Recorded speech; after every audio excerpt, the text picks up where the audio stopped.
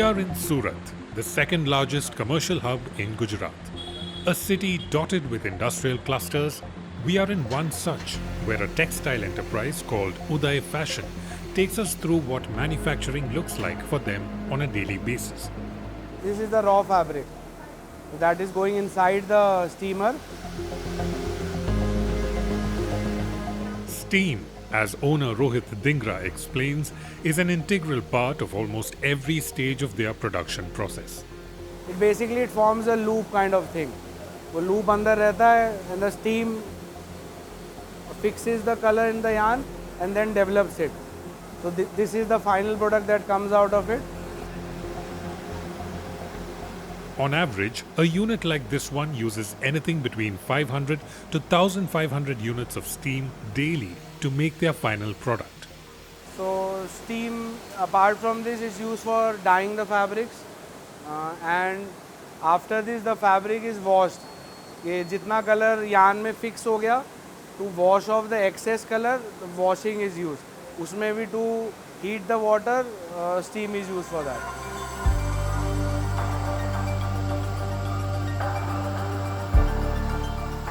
The application of heat during any industrial process is fundamental. From pharmaceuticals to textiles to chemicals to paper, no manufacturing is possible without process heat, as this usage is called. But how is this heat generated? With more than 2,000 small and medium-sized industries operating out of here, we are at one of the most dense manufacturing zones in Gujarat. Many of these are either chemical or textile units, and they all rely on boilers that produce steam to meet their process heat requirements. According to industry estimates, close to 80% of India's small and medium-sized enterprises' energy usage is dependent on small-sized boilers, usually set up within factory premises. Typically run on coal and not designed for thermal efficiency, dedicated small-sized boilers reportedly emit close to 110 million tons of CO2 in India annually. As Hemant Malia from the Council on Energy, Environment and Water points out, their inability to convert all the coal into steam means they end up emitting nearly 40% of unburnt coal ash as toxic fumes into the air. They'll not necessarily optimize the boiler sizing based on their process needs. They'll just gauge what they need and buy accordingly. What that means is that you don't necessarily have the right sizing of the boiler aligned with the process requirements, and often they're oversized. The other challenge is because of the sector being largely informal, you do have operators who are not necessarily technically capable, not skilled. Therefore, they operate the small boilers based on their own experience over the years. The combined effect of all of this is that you don't have boilers running at optimal efficiencies, and often they don't even run throughout the whole day. So you have a lot of starts and stops, and overall inefficiency in the system, which means you are using excess fuel. Often there's a lot of wastage in terms of heat loss or steam loss. And therefore, when you think in terms of environmental impact, the emissions are more than what they optimally should be, both in terms of greenhouse gases as well as air pollution. So when we talk about chimney, we can at least... This automation room in Surat is set up in the headquarters of a company that is trying to close some of the gaps inherent to process heat generation. Through the installation of community boilers, Steam House India's effort is to minimize the need for individual boilers. A large boiler like this one can produce enough steam to cater to multiple manufacturing units within an industry cluster.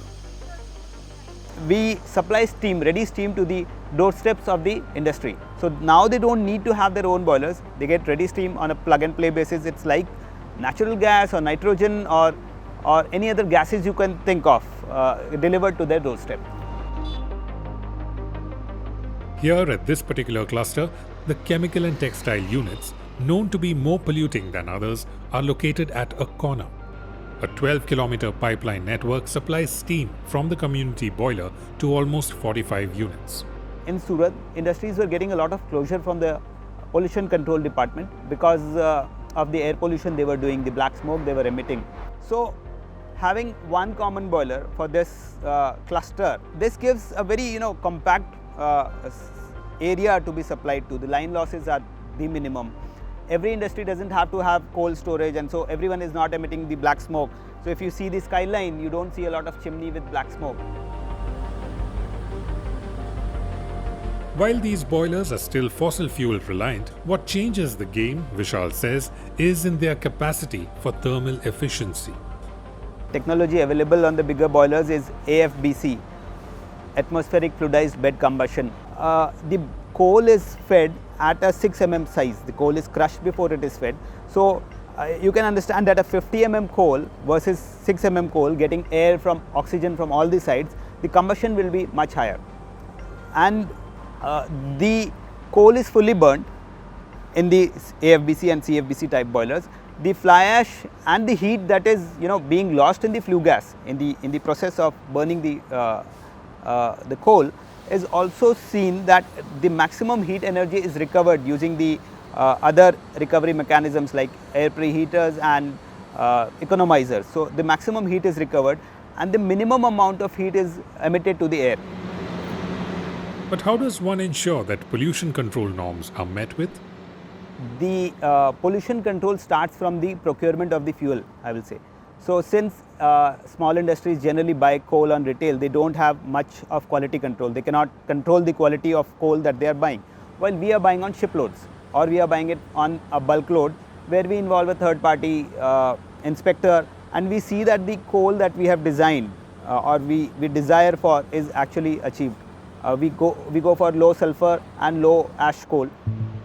The pollution control systems set up within the boiler machinery is set to help trap particulate matter, optimizing coal burning while reducing emissions. And it all comes together here in the automation room. Everything can be operated from the office. It's SCADA being used. The temperature, the generation, the efficiency, the flue gas temperature, everything is being monitored and controlled. The IoT technology in use monitors pollution control in real time. It also tracks changes in steam generation and distribution. That way, it can control any energy loss that could potentially increase emissions. If you go to the other screen like this one, the SOx and NOx emission are being monitored real-time basis and are being shared with the Central Pollution Control Board, State Pollution Control Board, and also being published on our public domains. So more than technical, I will see the eyes see is what we believe. This is the chimney data that is being shared. This, you see no smoke there. So that is something which really tells, leaving all the transmission data aside. And again, these are for all the locations. If you see Vapi, Sarigam, so wherever we are operating, we keep these data alive.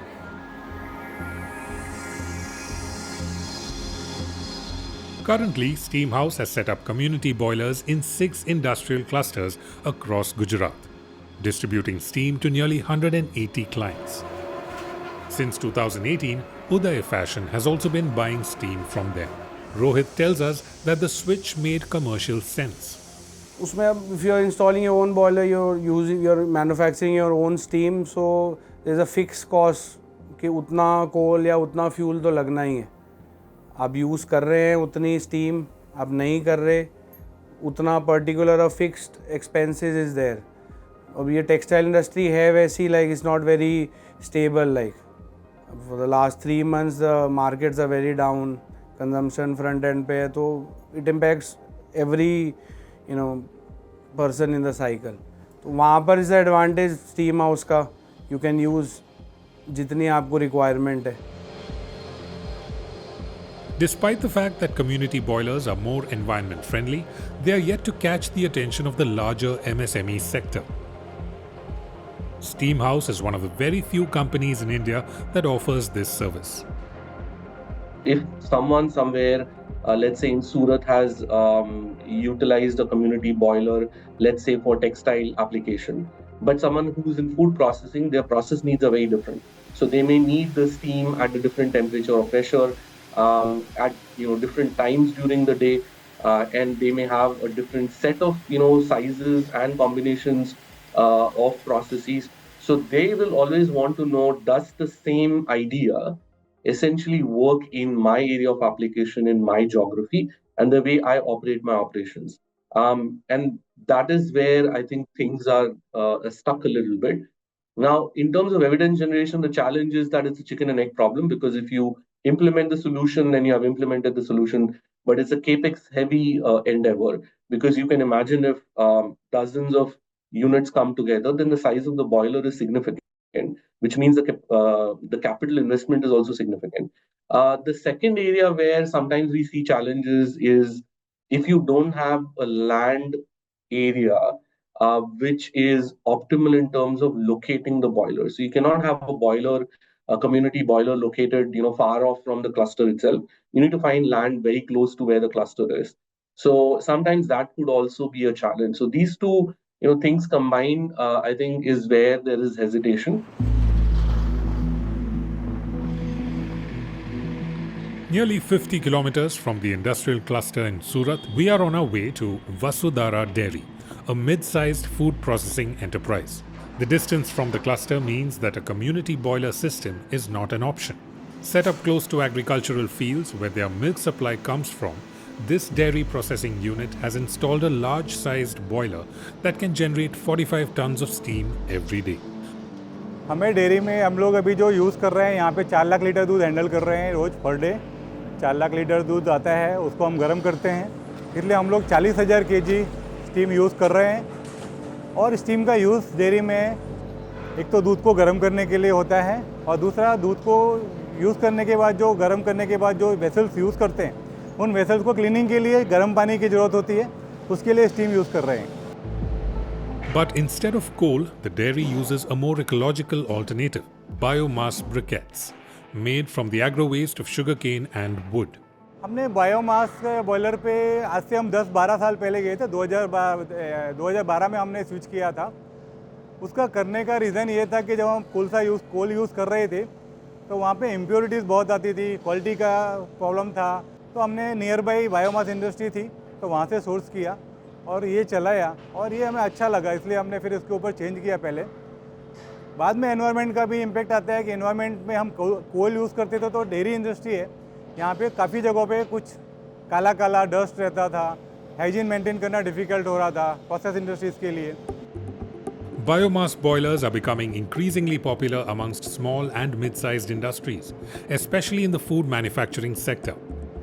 Ashok tells us that for every 1,000 kilos, biomass works out 2,000 rupees cheaper than coal. Availability is very good. We are able to procure with the smallest nearby area. यहाँ के farmers को भी उसका benefit मिल रहा है। जो sugar cane कर रहे हैं, उनको जो वेस्ट है वो भी यहाँ पे वो लोग यूज़ हो रहे हैं, उनको एक वैल्यू मिल रहा है। The challenge with agro waste, however, is the quality of fuel and therefore its calorific value. The quality of fuel. Biocoal industry is not so far so grown and very efficient. There are number of quality deviations occurs. There is ash content, clinker formation. These are the few constants that we have to constantly monitor on the biocoal. We have to establish our own BOM calorimeter to check the quality of coal very frequently. So one constant is the quality of coal that we have to constantly ensure that it comes in the required level of energy. Meanwhile, Steamhouse India is also exploring a waste-to-energy model by using paper waste for one of their community boilers in Vapi. But even when combined with eco-friendly fuels, are community boilers then the answer for making process heat generation more sustainable at scale? I mean, generically speaking, achieve 30 to 50% reduction in fuel consumption or higher efficiency with a community boiler. So the net effect is you do see lowering of emissions. But the other thing that can be considered is electrification of boilers, which you can't do in individual boilers. A, because individual units will not want to replace the existing unit with another one, because from a not just capital intensive, but also from an operation cost perspective, it is higher because power is more expensive than coal. However, when you achieve the efficiency gains through a community boiler, the higher cost of electrification will then set off the gains in efficiency, and therefore you might land somewhere close to what you're already paying for your steam. which means that either you're slightly lower or at the same cost as far as the steam is concerned. But the net effect on emissions is that you're almost achieving, net zero emissions from your community boiler. So that is where it becomes attractive. For now, electric community boilers are a long way off for India, even while the dependency on steam makes up about one-third of the overall energy consumption across India's industrial sector. 38 or 36% as per International Energy Agency, India is also part of this IEA, says that is the process heat requirement, 36 to 38%. While if you read any of the documents in the public domain from the government of India or anywhere, you will hardly find mention of steam or process heat. Everything that the top people understand about energy is electricity or the transportation for fuel. Process heat, which is almost one-third, is absolutely ignored. And if ignored or forgotten, I would say forgotten, not ignored, if forgotten, how can we achieve the 2070 targets of carbon neutrality? According to industry estimates, there are nearly 4 million individual boilers across industrial clusters like this in India. Until process heat generation is addressed by policy and until greener alternatives like electrification of boilers is incentivized, the community boiler model could, at the very least, be considered a vital first step. Thanks for watching Eco India. If you like the story, please give us a thumbs up and subscribe to Scroll.in on YouTube.